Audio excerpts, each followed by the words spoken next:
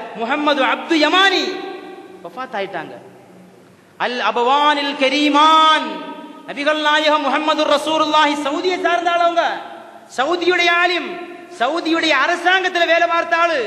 அவங்க ஒரு கிதாப் எழுதிக்கிறாங்க. என்ன தெரியுமா கிதாபு? அல் அபவானில் கரீமான்.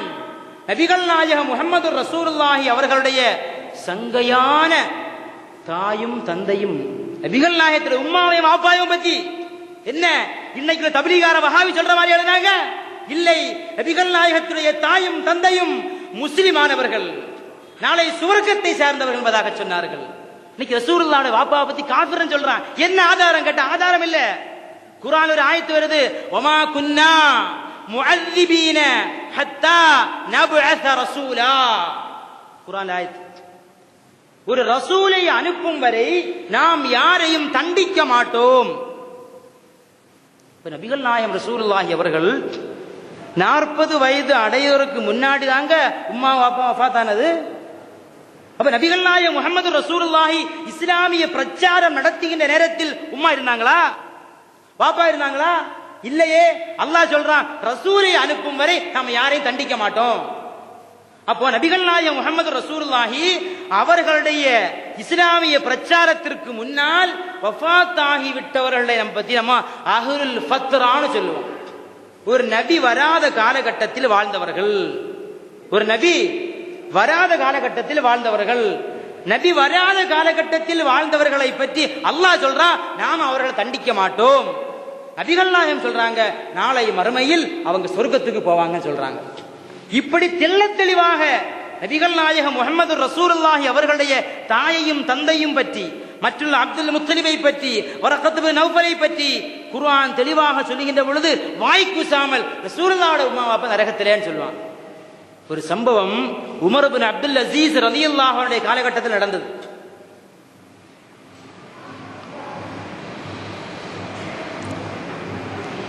ஒரு அரசாங்க உத்தியோகம். அப்ப அரசாங்க உத்தியோகத்தில் ஒரு ஆள் நியமிக்கப்படுகிறார். அவருடைய வாப்பா காஃபிர். யாருடைய காலகட்டத்தில் நடந்தது? உமர் பின் அப்துல் அசீஸ், இரண்டாம் உமர் என்று சொல்லக்கூடிய மிகப்பெரிய தாபிஇ, மிகப்பெரிய இறைநேசர், அவங்களுடைய தர்பாரில் நடக்குது. அப்போ ஒரு ஆள் சொன்னாரு, இப்ப இவருடைய வாப்பா காஃபிராக இருக்கிறாரே, இப்ப இவரை நம்ம வைக்கணுமா வேண்டாமா, இப்படி ஒரு சர்ச்சை வந்தது. உடனே அந்த ஆளு சொன்னாரு, ஏன் ரசூலுல்லாஹ்வுடைய வாப்பாவும் காஃபிர் தானே? சுப்ஹானல்லாஹ். உடனே உமர் இப்னு அப்துல் அஸீஸ் சொன்னாங்க, இவருடைய தலையெடுக்கவா, நான் இவருடைய நாக்கை வெட்டவா அல்லது இவருடைய தலையை எடுக்கவா என்பதாக மிகப்பெரிய ஆக்ரோஷத்தோடு பேசினாங்க. யாரை பார்த்து நீ சொல்கிறாய்? நபிகள் நாயகத்துடைய தாயையும் தந்தையையும் பற்றி சொல்ல நமக்கு உரிமை கிடையாது.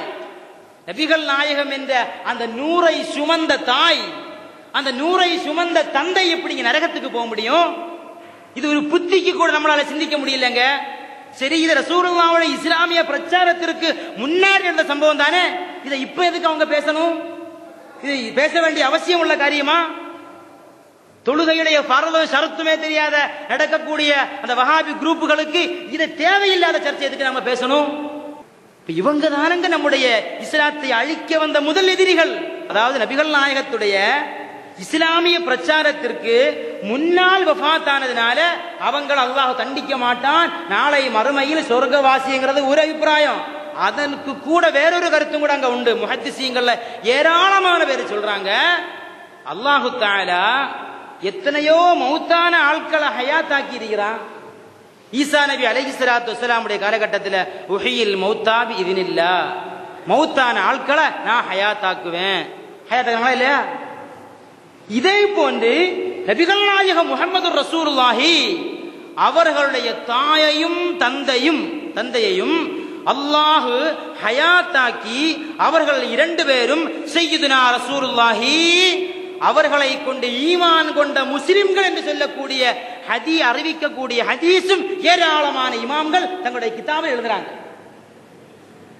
ஹதீபுல் பக்தாதி, இப்னு ஹஜர் அல் ஹைத்தமி போன்ற மிகப்பெரிய முஹத்திஸீங்கள், இமாம் திம்யாத்தி போன்ற மிகப்பெரிய முஹத்திஸீங்கள் இந்த சம்பவத்தை சொல்றாங்க.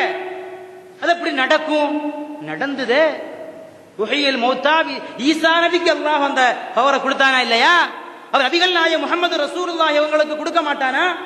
இது நம்ம சொல்ல இல்ல, சய்யிதுனா ரசூலுல்லாஹி அவர்கள் சொன்னதாக ஏராளமான ஹதீஸ் கிதாபில் வருது. இந்த ஹதீஸை இமாம்கள் சொல்றாங்க, இந்த ஹதீஸை பற்றி யாராவது இந்த ஹதீஸ் லைஃப் என்று சொன்னால் ஃபஹுவல் லைஃப், அவன்தான் லைஃப். இந்த ஹதீஸை பற்றி யாராவது லைஃப்னு சொன்னா ஃபஹுவல் லைஃப், அவன்தான் லைஃப்.